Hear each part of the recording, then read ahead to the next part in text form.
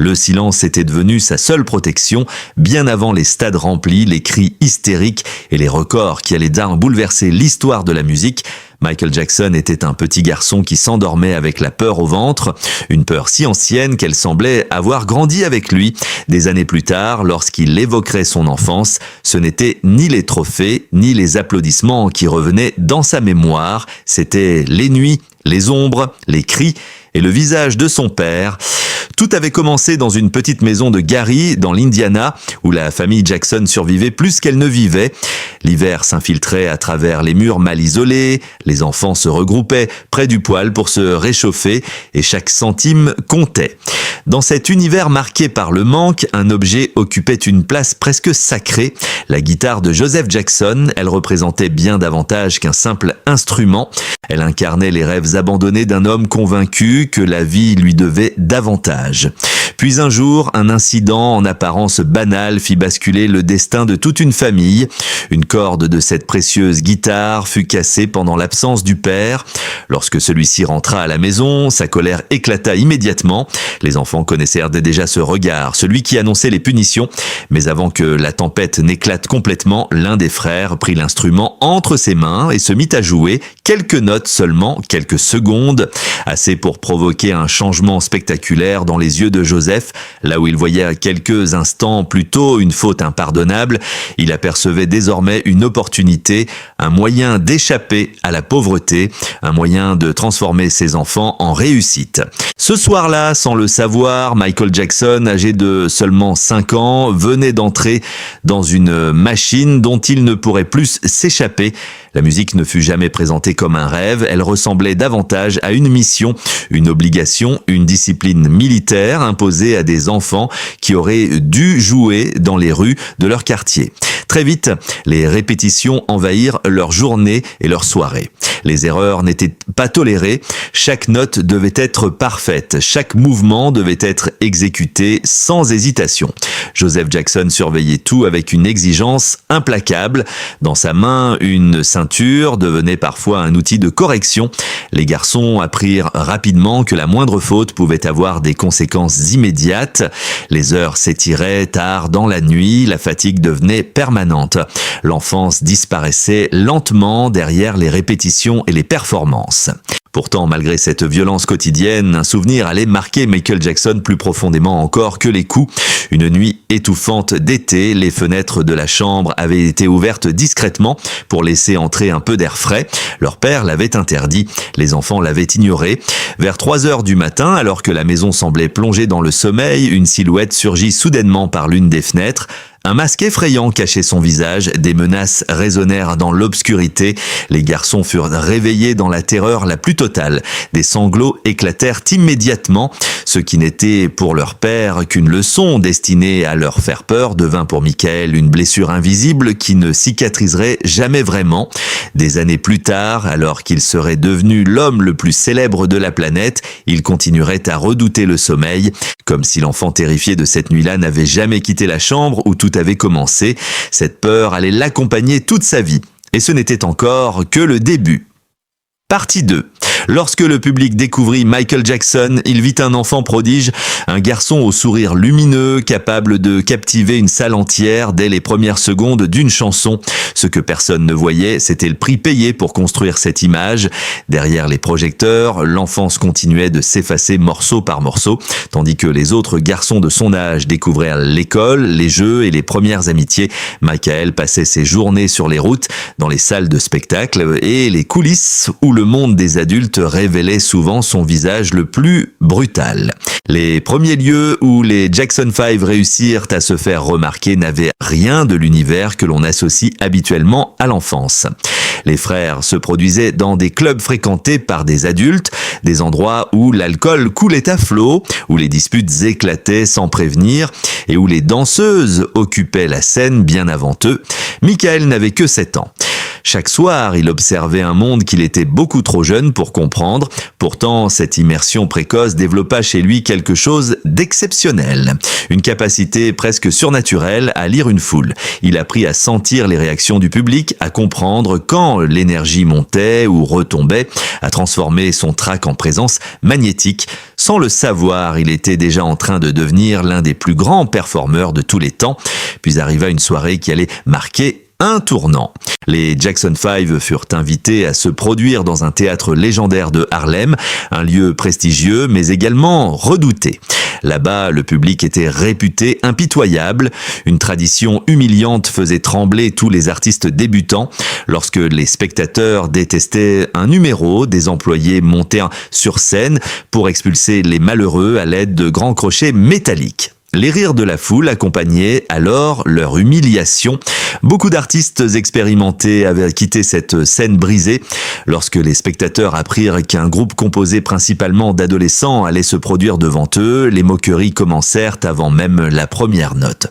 Puis la musique démarra. Pendant quelques secondes, la salle resta méfiante, les conversations continuaient, certains riaient encore et soudain la voix de Michael Jackson s'éleva dans l'air. Quelque chose changea immédiatement. Une sensation difficile à expliquer, comme si toute l'attention de la salle avait été happée en un instant. Les conversations cessèrent, les regards convergèrent vers cet enfant qui semblait chanter avec l'intensité émotionnelle d'un homme ayant déjà vécu plusieurs vies. Ce soir-là, le public ne découvrit pas seulement un groupe prometteur, il assista à la naissance d'un phénomène. Joseph Jackson comprit immédiatement ce que cette réaction signifiait. Son intuition se transforma en certitude. Ses fils pouvaient conquérir l'Amérique. Dès lors, tout s'accéléra à une vitesse vertigineuse.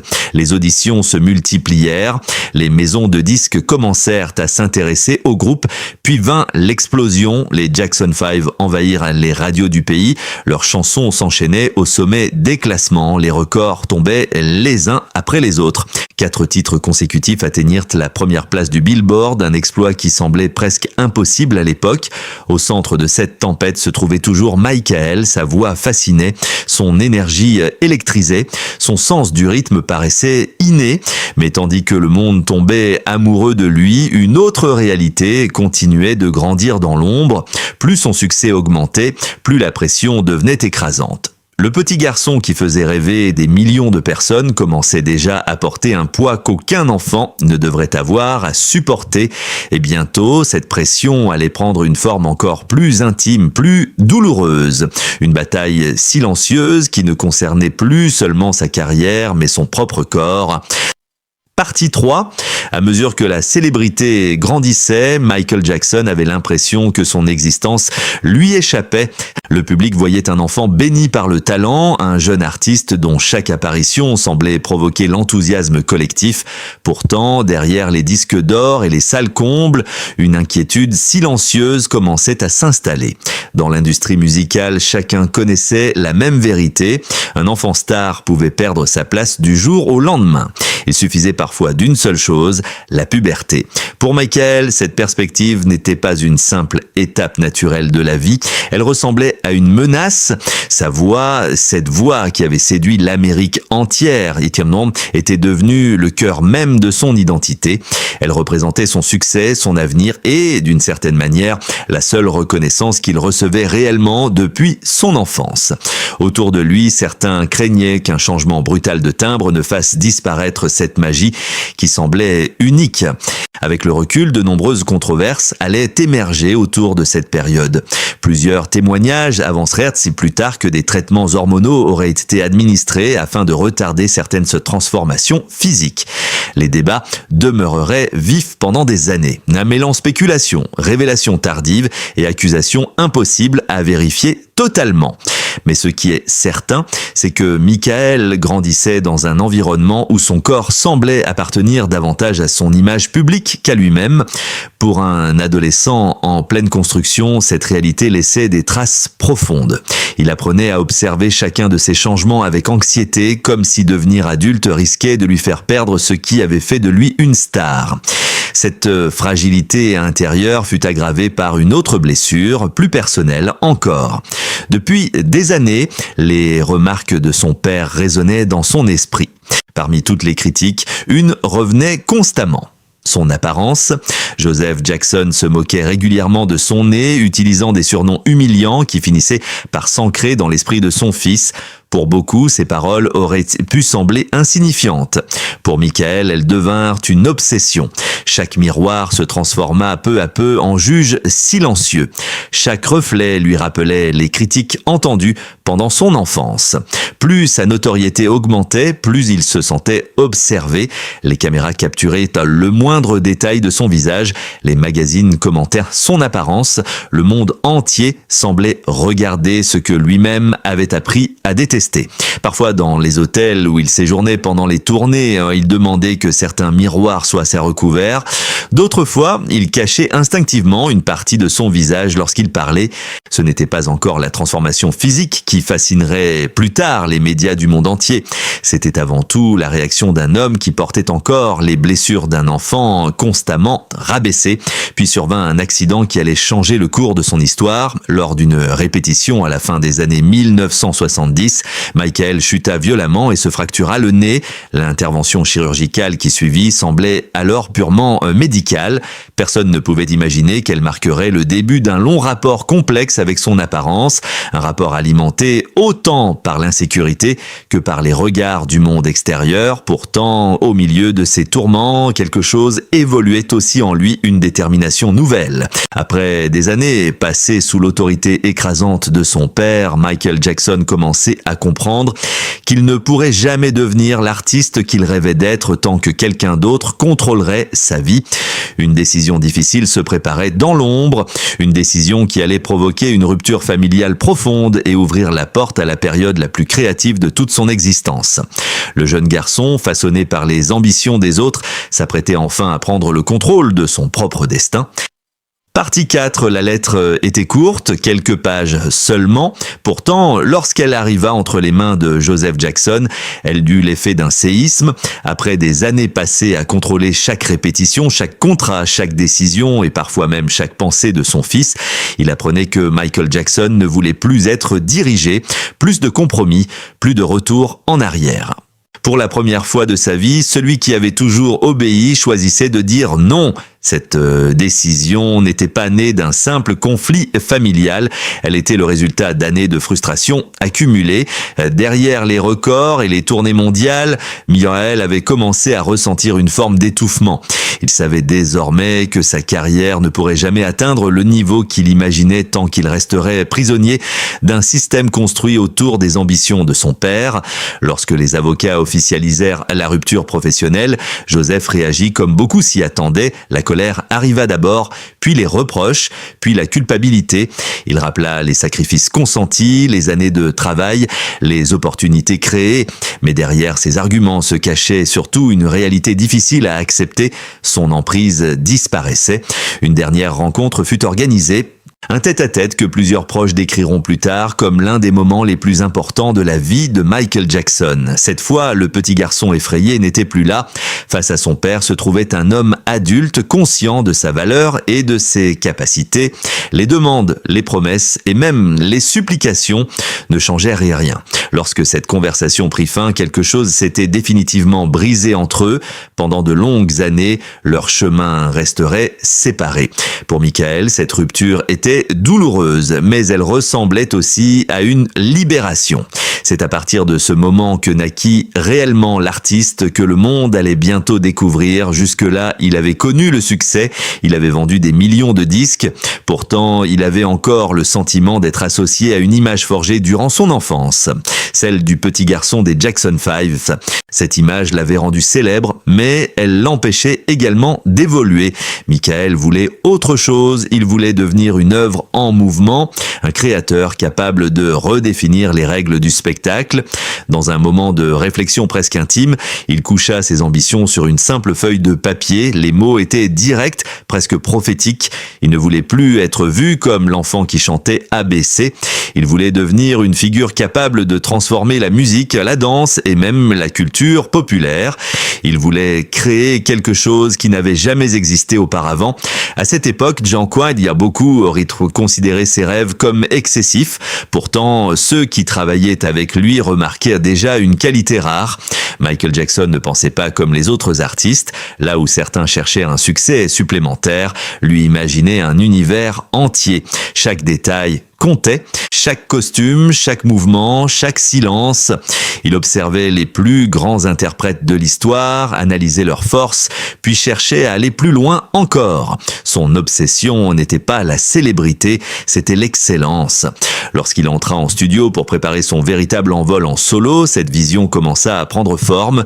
Il ne voulait plus simplement enregistrer des chansons, il voulait créer des expériences émotionnelles capables de traverser les générations. À ses côtés se trouvait un collaborateur dont le rôle allait devenir essentiel, Quincy Jones. Leur rencontre ressemblait à celle de deux perfectionnistes qui parlaient en la même langue. Quincy comprit immédiatement que la voix de Michael possédait quelque chose d'unique, pas seulement lorsqu'il chantait, mais aussi dans son souffle, dans ses murmures, dans les infimes vibrations qui précédaient une note. Ensemble, ils commencèrent à repousser les limites de la production musicale moderne. Sans le savoir, ils étaient en train de préparer une révolution. Une révolution qui ne transformerait pas seulement la carrière de Michael Jackson, mais l'ensemble de l'industrie musicale mondiale. Et tandis que son ascension semblait désormais irrésistible, une menace étrange et inquiétante allait surgir là où personne ne l'attendait. Une menace qui, pendant un temps, allait réveiller les peurs les plus profondes de l'enfant qu'il avait été autrefois. Partie 5, le succès avait enfin pris la forme dont Michael Jackson avait toujours rêvé. Les salles étaient pleines, les albums s'arrachaient par millions. Son nom commençait à dépasser les frontières de la musique pour devenir un phénomène culturel mondial. Pourtant, au moment même où il semblait atteindre l'équilibre qu'il avait poursuivi toute sa vie, une ombre inattendue entra dans son existence, une ombre silencieuse, invisible au début, puis de plus en plus inquiétante. Tout commença par une lettre, rien d'exceptionnel à première vue.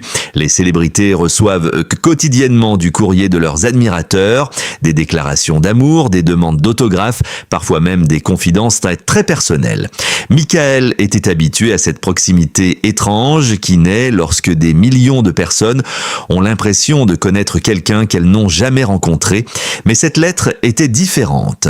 Une femme inconnue affirmait avoir donné naissance à son enfant. L'accusation était grave, mais surtout incompréhensible. Michael cherchait en vain un souvenir, un visage, une situation qui pourrait expliquer une telle affirmation. Rien ne correspondait. Il conclut finalement qu'il s'agissait probablement d'une admiratrice déséquilibrée et poursuivit sa vie sans y accorder davantage d'attention. Puis une deuxième lettre arriva. Cette fois, le ton avait changé. Les mots étaient plus sombres, plus dérangeants. La femme écrivait qu'ils étaient destinés à être réunis dans une autre existence. Pour cela, expliquait-elle, ils devaient mourir le même jour afin de renaître ensemble. En lisant ces lignes, Michael Jackson ressentit un malaise difficile à décrire. Ce n'était plus l'obsession d'une admiratrice. Quelque chose semblait profondément perturbé derrière ces messages. Il décida alors de les ignorer complètement, espérant que le silence mettrait fin à cette étrange correspondance. Mais elle ne s'arrêta pas, au contraire. Quelques semaines plus tard, un colis imposant fut livré à son domicile.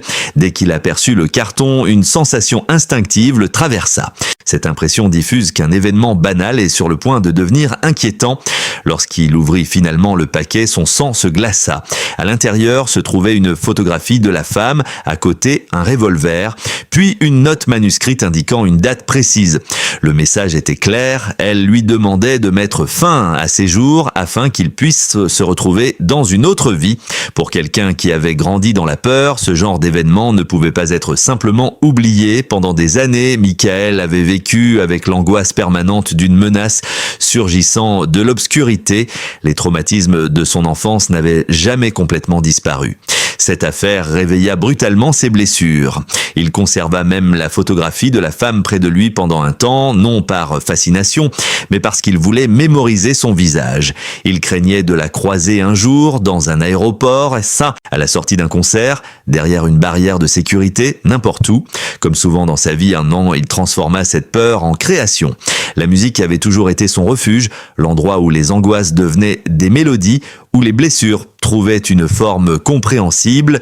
C'est dans cet état d'esprit qu'il commença à développer une chanson inspirée par cette histoire troublante, une chanson qui raconterait l'obsession, la confusion et la menace d'une femme convaincue d'entretenir un lien imaginaire avec lui. Cette chanson porterait un nom que le monde entier allait bientôt connaître, Billie Jean. À ce moment-là, Michael Jackson ignorait encore que ce morceau allait non seulement devenir l'un des plus grands succès de sa carrière, mais aussi donner naissance à un moment qui entrerait pour toujours dans l'histoire de la culture populaire. Un instant de quelques secondes à peine. Quelques pas de danse, une illusion parfaite.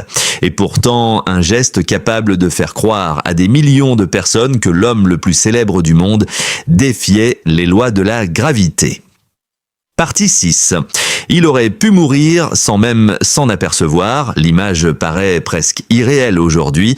Une voiture lancée sur l'autoroute, le paysage qui défile derrière les vitres, et au volant, Michael Jackson complètement absorbé par une idée musicale.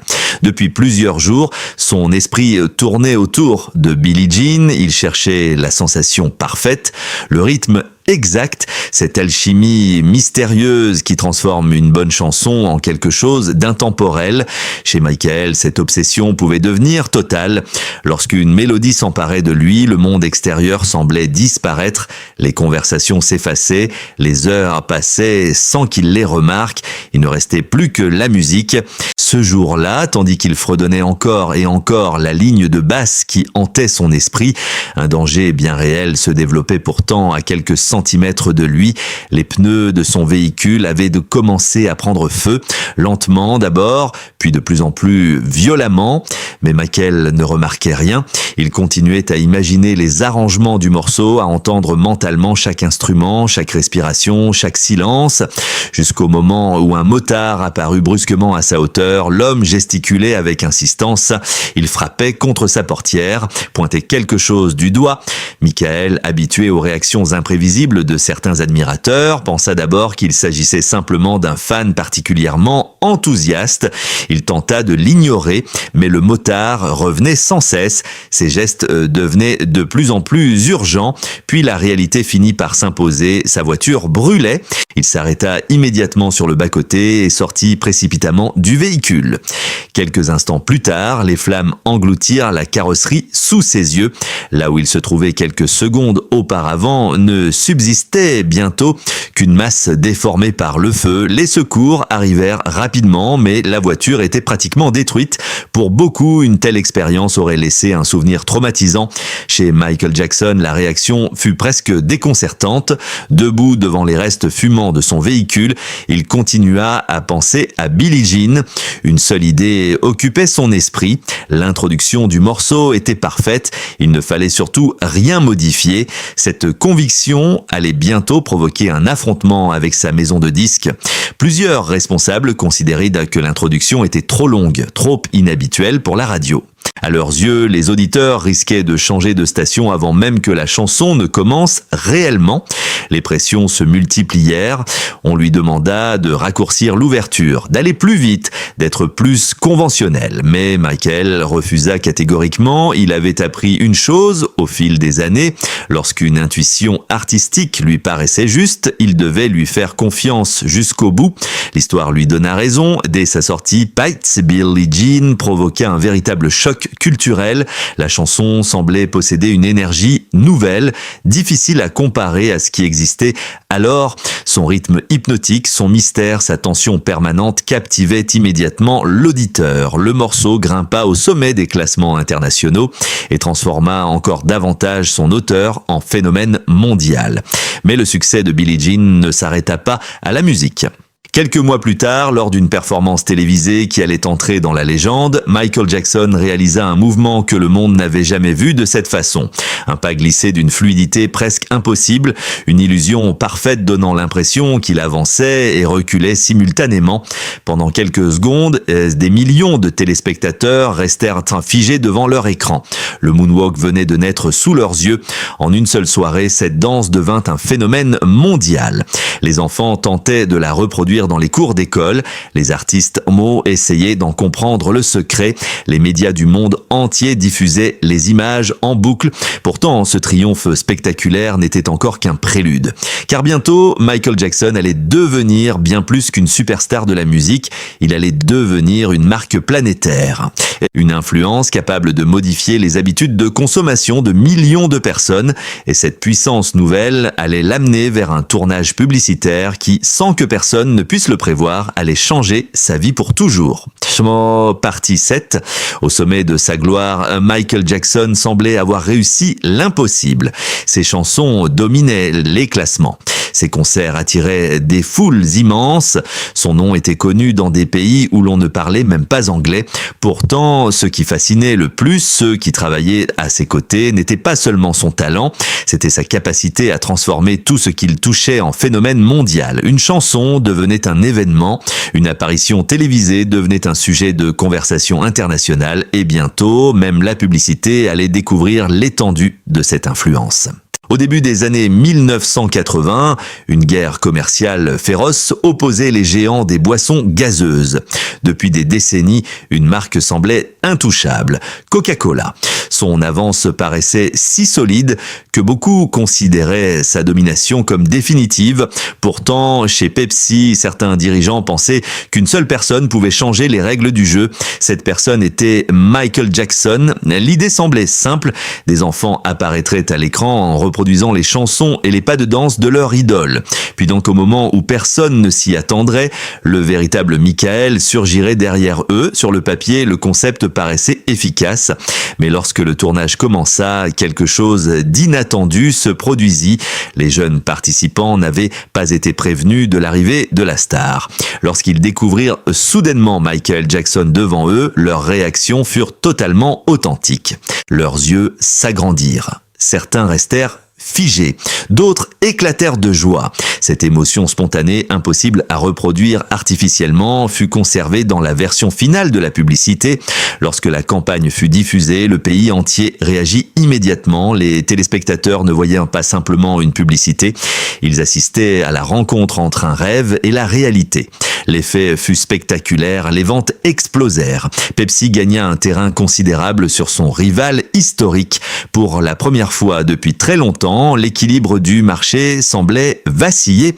Une fois encore, Michael Jackson avait démontré qu'il pouvait influencer bien plus que l'industrie musicale.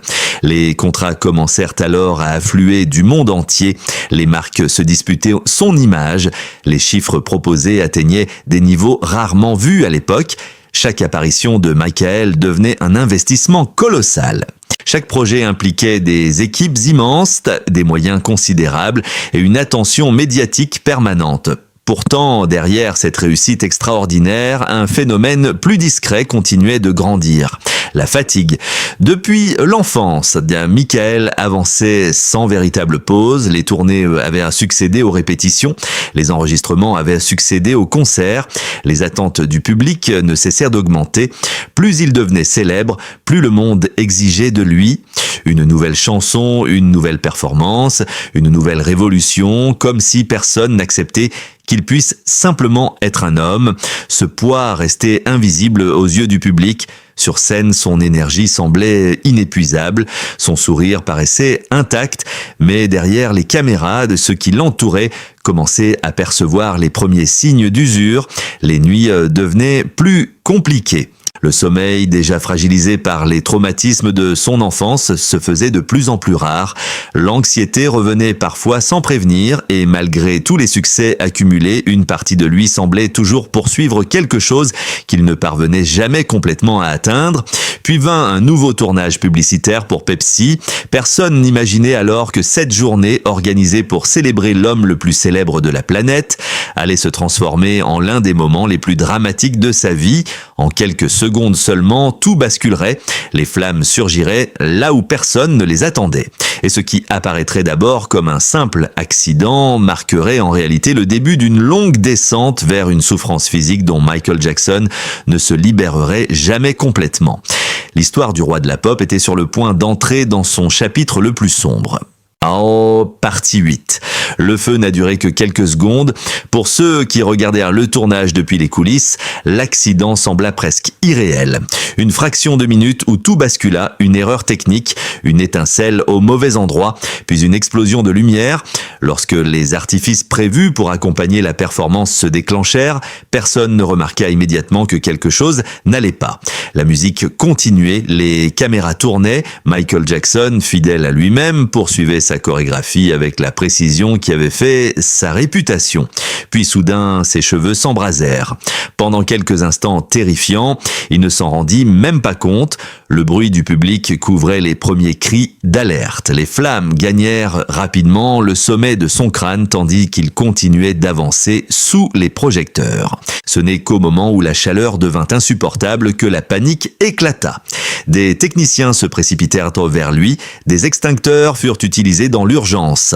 Les caméras enregistrèrent une scène que personne n'aurait imaginée quelques secondes auparavant. L'homme qui faisait rêver le monde entier se retrouvait soudain vulnérable, blessé, humain. Les médecins constatèrent rapidement des brûlures importantes au cuir chevelu. Officiellement, l'accident fut présenté comme maîtrisé. Les médias relayèrent l'information. Les images firent le tour du monde, puis comme souvent avec les célébrités, l'actualité continua son chemin. Pour le public, l'incident semblait appartenir au passé. Mais pour Michael Jackson, les conséquences ne faisaient que commencer. La douleur physique s'installa durablement. Au départ, il s'agissait simplement de soulager les blessures.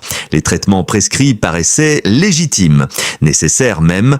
Pourtant, cette période marqua un tournant silencieux dans sa relation avec les médicaments antidouleurs. Depuis l'enfance, Michael avait appris à supporter les souffrances psychologiques sans véritable aide. Cette fois, il découvrait quelque chose de différent, un moyen d'atténuer temporairement la douleur, de calmer certaines angoisses, d'offrir quelques heures de répit à un esprit qui ne cessait jamais de fonctionner.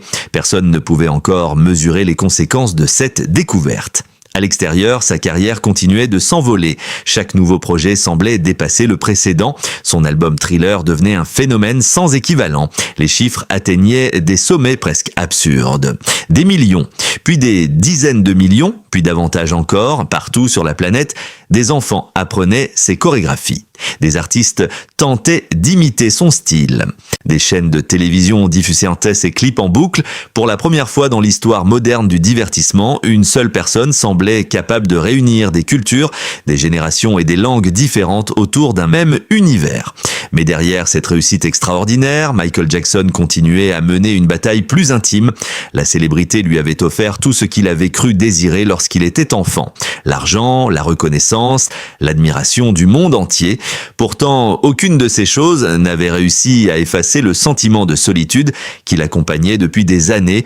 Plus sa renommée grandissait, plus il lui devenait difficile de distinguer ceux qu'il aimait pour ce qu'il était réellement de ceux qui aimaient simplement l'image qu'il représentait. Cette question le hantait. Qui était-il lorsque les lumières s'éteignaient? Était-il toujours le petit garçon de Gary qui rêvait simplement d'être aimé par son père? Était-il devenu le personnage qu'il avait lui-même créé ou quelque chose entre les deux? À mesure que les années passaient, ces interrogations prenaient une place de plus en plus importante dans son existence et bientôt une autre transformation allait commencer. Une transformation visible aux yeux du monde entier. Une transformation qui alimenterait les rumeurs, les spéculations et les controverses pendant des décennies, car alors que Michael Jackson devenait la plus grande star de la planète, son apparence commençait à changer. Lentement d'abord, puis de manière suffisamment spectaculaire pour que le monde entier se mette à poser la même question. Que se passait-il réellement avec Michael Jackson?